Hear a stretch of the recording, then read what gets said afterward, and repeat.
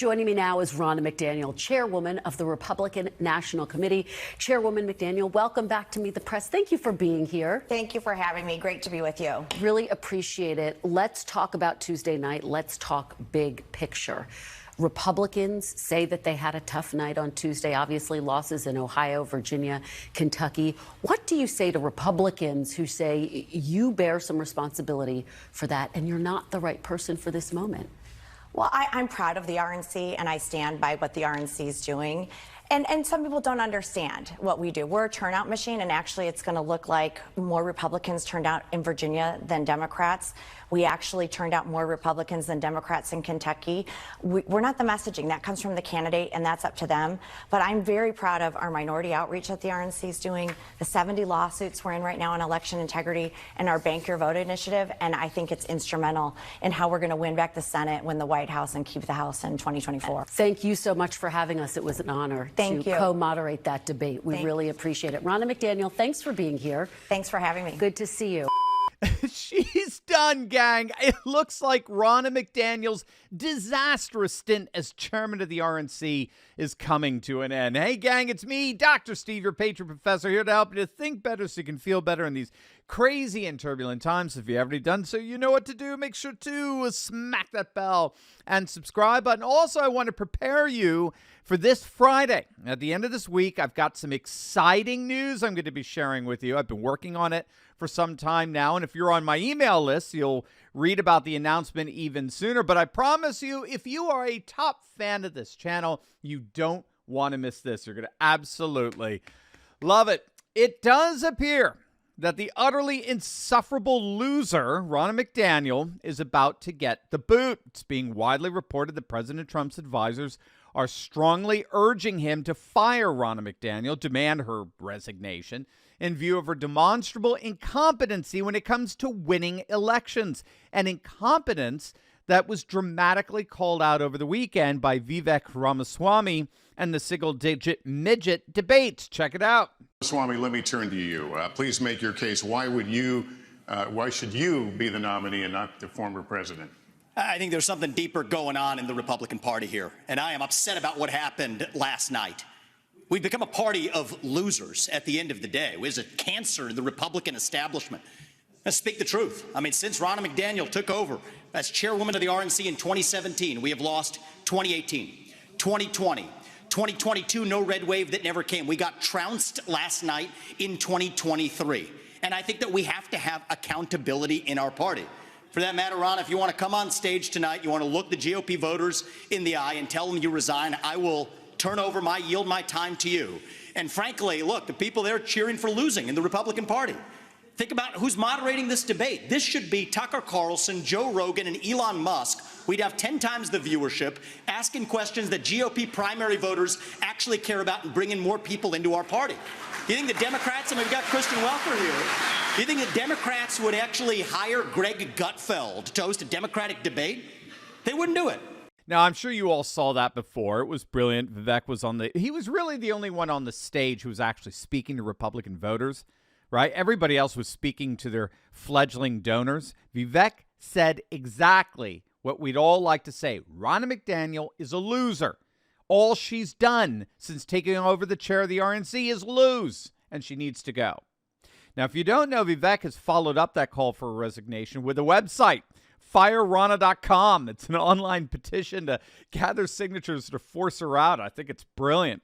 It's a perfect follow-up to that public call for her resignation. And now we're learning that Republicans literally came within just a few thousand votes to win both the Senate and the House of Delegates in the state of Virginia. But Ronna McDaniel didn't give them the money they needed. Here's what she had to say. You don't let people lie about you and let it go unanswered. Let it go unanswered. If somebody's spending $30 million against you and they're lying about you and say you won't give life-saving care for miscarriages or ectopic pregnancy, you better get on TV and tell them that the voters that's a lie, or they think that's the truth. And our candidates have got to do this. You can walk and chew gum at the same time. You can go and say, this is where I stand. The Democrats are lying. And now let's talk about crime, schools, border, fentanyl, and national security. I just want to clarify one quick thing, though. The RNC had no involvement in these elections in Virginia per Governor Youngkin's request. We were told in the summer they didn't need us, that they had all the money and they were good. So that was the conversation. Thanks for your time. Yeah, and just one problem with that, Republican activist Scott Pressler said it's actually the case that McDaniel refused to help. The Republican Party of Virginia absolutely requested money from the RNC. Of course they did, but they were rejected. I mean, think about it, gang. Who would turn down free money from the RNC? Who would say, oh, no, we're good, please, keep your cash. I mean, it's preposterous, but that's precisely what this establishment shill, their controlled lackey, Ronna McDaniel, she called, wants you to believe. You can hear her over and over again blaming others, blaming the candidates for her own failures, sticking it to you, the voter. But you know there's a way that you could stick it right back to Ronna McDaniel and the establishment. It's just by clicking on the link below and learning how to use their own corruption against them. You know exactly what I'm talking about. Companies like BlackRock have been bribing corrupt politicians like Nancy Pelosi with insider trading secrets for decades now. They know a whole host of trading secrets that gives them an unfair advantage when picking stocks. But did you know that thanks to a little-known SEC database, well, guess what? We now have access to those very secrets as well. We get to see what stocks these corporate CEOs are buying up in real time and then piggyback on their trades to gain the same advantage for ourselves that Pelosi and the crooks in D.C. have. My friend Ross Givens has been tracking insider trading for years now, and his recommendations have led to investment returns of over 200%, some of it as high as nearly 1,500%. And now it's your turn. Click on that link below right now and learn how you too can learn to trade like Pelosi. Click on that link and learn how to gain an insider advantage for yourself today. After the disappointing midterms, J.D. Vance explained several reasons why voters loyal to Trump don't necessarily extend that loyalty to Republicans in general. And given the likes of Ronna McDaniel and the shenanigans we see on a daily basis from Republicans, particularly in the McConnell-infested Senate, who can blame them?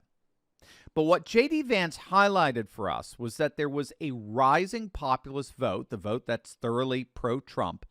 That vote is emphatically not pro-Republican. And this is absolutely key for us to get. With McDonnell at the helm, Republicans are learning the hard way that Trump's base is not the Republicans' base. Just because Trump wins a state or a county does not mean that a Republican is going to win that state or county. I mean, look at this from Ohio, a state that Trump won twice by 10 points. Biden is beating DeSantis.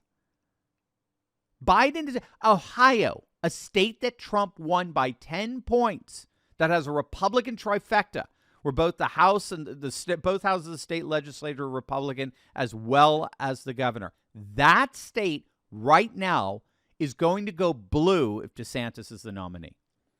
Trump's base is not the Republicans' base, and this is precisely where we see Ronna McDaniel's failure. The Republican establishment that elected her live in a radically different cultural space than the Republican rank and file that make up the majority of their voters now. A majority of voters who are deeply distrustful of the Republican Party. Remember, Trump transformed the GOP into a majoritarian working class party. The states where presidential elections are now decided, states like Georgia, Wisconsin, Iowa, Ohio, Pennsylvania, Arizona, Michigan, they're all working class voter states. And no one commands the trust and loyalty of the working class like Trump. And what McDaniel has to do, and what she appears absolutely incapable of doing, is she has to build a bridge so as to bridge over the gap between the new GOP voter and the GOP establishment. Until then, until she does that, Republicans are going to continue to exemplify political schizophrenia, and they're never going to win an election when Trump isn't on the top of the ticket. They're going to have to completely turn their backs on the rhinos and their pro-open borders, pro-war establishment if they want to initiate Trump's base as their own. That's the single major task for the chairman of the RNC. And Ronna McDaniel has proven time and time again she ain't up to the challenge. Hey, gang, I know what it's like to feel alone out there in these turbulent times, but I broke free. If you too have been looking for a community with like-minded patriots who are serious about resisting globalism, building a parallel economy, and having intelligent and deep fellowship on a regular basis, then you've come to the right place. In my Courageous Patriot Insiders community, we're building a close-knit movement of, by, and for patriots who are breaking free from the outrage and despair cycles of the mainstream media and taking on the fight against globalism. Every week, I deep dive into the content I can't share on big tech and give you the cliff notes on the truth of how patriots just like you are building up their communities, starting patriot businesses, and fighting the woke in both public and private. All with a few history and political lessons from yours truly, of course. If you want to stop feeling alone as a patriot and stand together with this fast-growing community, be sure to click on the link in the description below. Don't wait. Join me and my Patriot Coalition today, and let's get fighting.